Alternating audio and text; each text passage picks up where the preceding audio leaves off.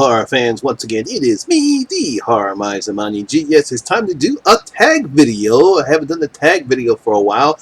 This is from the CollectorMan, the Terror Tag video. Now, I was tagged by my good boy Martin, the anthropomanic fiend. He tagged me. I saw the video yesterday, and of course, I had to do this video because Martin is a good friend of mine. For a man who's only 18 years old, I believe he's 18 years old, he knows his horror pretty well. So I'm going to leave a link in the description for him and the CollectorMan's channel. They have some good content, so I want to check those channels out. But he tagged me, so of course, it's time for me to do the CollectorMan's Terror Tag. Now, there are 6 questions in this tag, and the first one is your favorite 80s slasher film, and of course, everyone knows that's Freddy Krueger. Kill for me, Jesse. You got the body, and I got the brains. One of my favorite lines from Freddy Krueger's Nightmare on Elm Street 2, Freddy's Revenge. Question number 2 is if you could recommend a horror film made before 1960, what would it be and why? Now, this was a very tough question because there are a lot of old school horror films that I'd love to see made, modernized in today's society and today's technology, but I decided to go with The Curse of Frankenstein because I would like to see a more modern version of Frankenstein's monster. Yeah, I know we had Ken Branagh's, I think it was a movie called Frankenstein, where we had Robert De Niro as the monster, but that was an okay movie. It wasn't really the type of Frankenstein monster picture that I would love to see. So if anyone can do something like that, I would love to see something as opposed to like The Curse of Frankenstein or another version of Frankenstein's monster. Could be even the one from, they can actually remake the Universal Monsters. But mainly, let's just see like The Curse of Frankenstein. I would love to see that movie modernized in today's society. Question number 3, if you could retool any sequel in a horror franchise, which one and why? Well, this was another tough question, but then it really began to be very easy.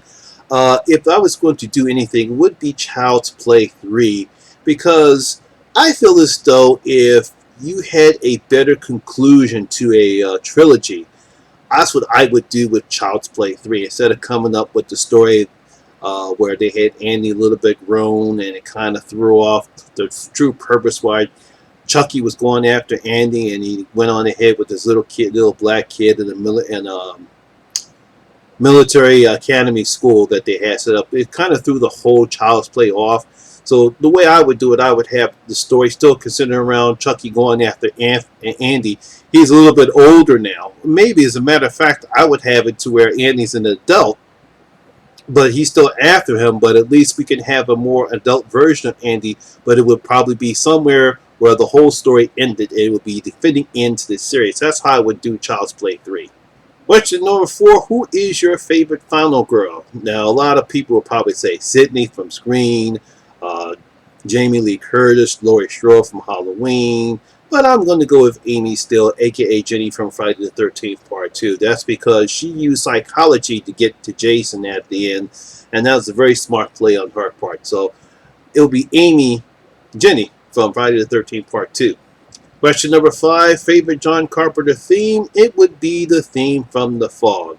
Now, of course, John Carpenter, almost all of his movies have excellent themes, from Halloween, from Christine. Almost all of them have great theme music. I think that's one of the reasons why he's such a fantastic director, is because the music is much a part as the movie itself. But I think one of his best themes is The Fog. And the final question, Kevin Bacon may be the next Freddy Krueger. Is this a good idea? If not, who would you cast?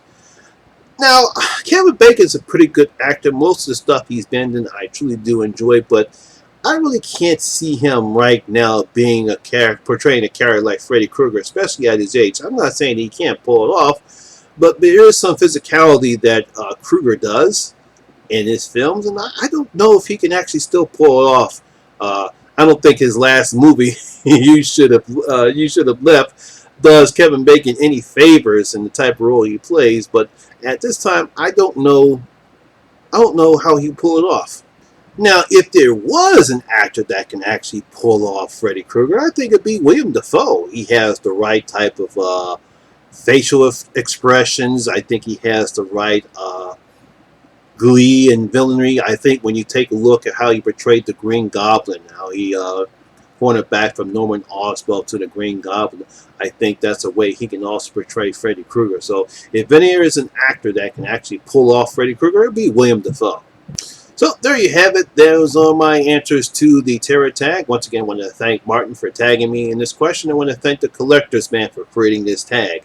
Now comes the time where I will tag some people, and if they haven't already been tagged, I will tag my good friend Brad from BroncoJuggalo Talks Movies.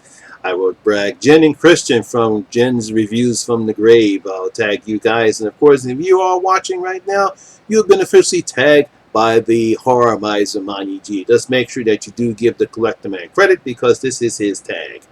And there you have it. That's my video for the day, guys. Hope you did enjoy it. And if you did, please give it a thumbs up.